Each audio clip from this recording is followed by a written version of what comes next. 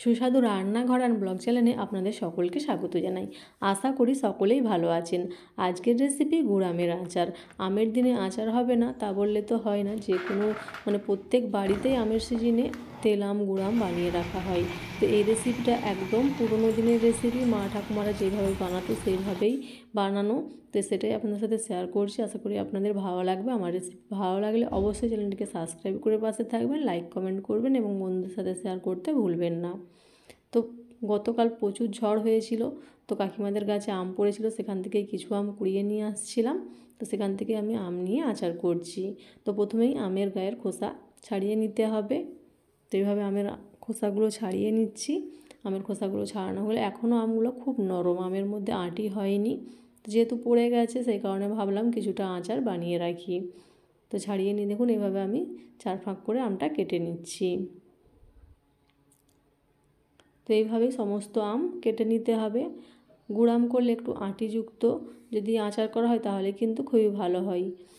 তো একটু আমটা নরম আছে, এটা আমরা বানিয়ে খেয়ে নেবো, বেশি দিন রাখবো না। যারা অনেক দিন ধরে খাবেন তারা কিন্তু আটিওয়ালা আম নেবেন। তো আমগুলো কেটে নিয়ে জল দিয়ে খুব ভালো করে আমগুলোকে ধুয়ে নিতে হবে।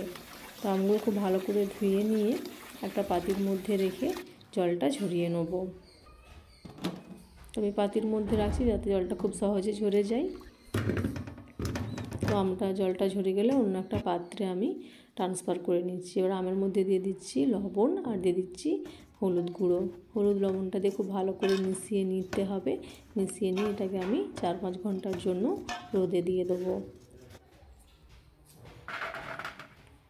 আপনারা যতই বলুন না কেন সহজভাবে আচার বানানো যায়, নানা রকম পদ্ধতি ট্রাই করে দেখতে পারেন, কিন্তু এটাই আসল পদ্ধতি, যেইভাবে বানালে অনেক দিন আচার ভালো থাকে। আর এইভাবেই কিন্তু গ্রাম বাংলায় মা ঠাকুমারা আচার বানিয়ে থাকে। তো আমি এটা 3-4 ঘন্টা রোদে দিয়ে দেবো।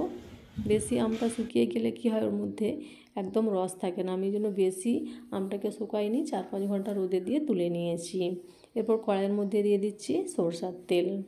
আর এখানে আমি 2টো লঙ্কা ছেড়ে দিয়েছি আর দিয়ে দিচ্ছি 1 চামচ 5 ফোড়ন। এরপরে খুব ভালো করে ভেজে নিয়েছি।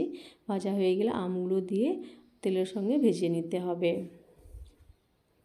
খুব ভালো করে আমটা ভেজে নেবো। আমটা ভাজা হয়ে গেলে এর মধ্যে আমি এখানে দিয়ে দেবো গুড়। আপনারা চাইলে চিনি ব্যবহার করতে পারেন, যেহেতু গুড় আম সেই জন্য আমি এখানে গুড়ের ব্যবহার করেছি। তো গুড়টা দিয়ে খুব ভালো করে মিশিয়ে নিচ্ছি। এখানে আমি 500 গুড় ব্যবহার করেছি। আপনারা যদি খুব মিষ্টি খেতে চান পরিমাণটা একটু বাড়িয়ে নেবেন। কেউ যদি টক মিষ্টি খেতে চান তাহলে অল্প করে চিনি দিয়ে বা গুড় দিয়ে বানিয়ে নিতে পারেন। আপনারা গুড়ের বদলে চিনি দিয়েও বানিয়ে নিতে পারেন। তো খুব ভালো করে এটাকে ফুটতে দিতে হবে। যতক্ষণ ফোটাতে থাকবেন আমের ভেতরে কিন্তু মিষ্টিটা ভালোভাবে পারফেক্টভাবে হয়ে যাবে। তো এইভাবেই খুবই সহজেই আপনাদের বানানো দেখিয়েছি। আশা করি আপনাদের খুবই ভালো লাগবে। রেসিপি ভালো লাগলে অবশ্যই চ্যানেলটিকে সাবস্ক্রাইব করে পাশে থাকবেন। দেখা হবে নেক্সট ভিডিওতে। টাটা।